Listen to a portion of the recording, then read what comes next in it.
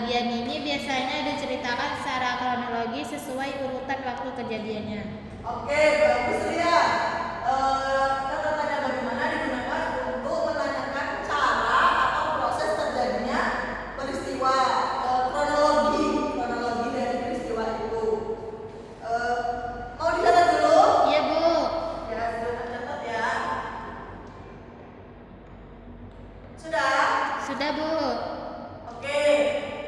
Selanjutnya yaitu kaidah pembahasaan teks berita.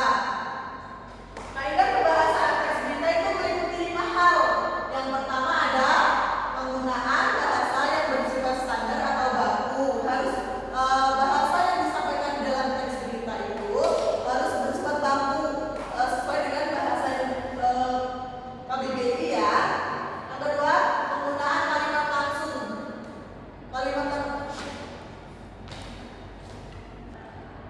Yang ketiga ada penggunaan kata kerja mental. Lalu yang keempat ada penggunaan fungsi keterangan waktu dan tempat, serta yang kelima penggunaan konjungsi temporal. Silakan dicatat dulu ya, Nanda. Iya, Bu.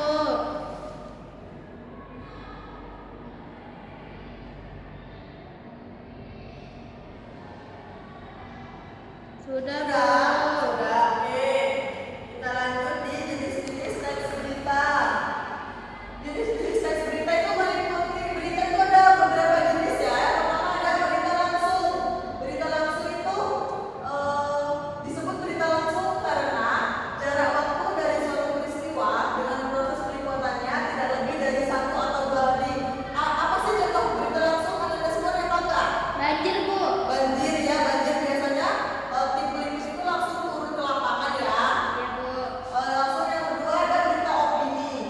Berita opini ini berisi informasi mengenai ide, pemikiran, kreativitas atau komentar mengenai suatu hal yang terjadi.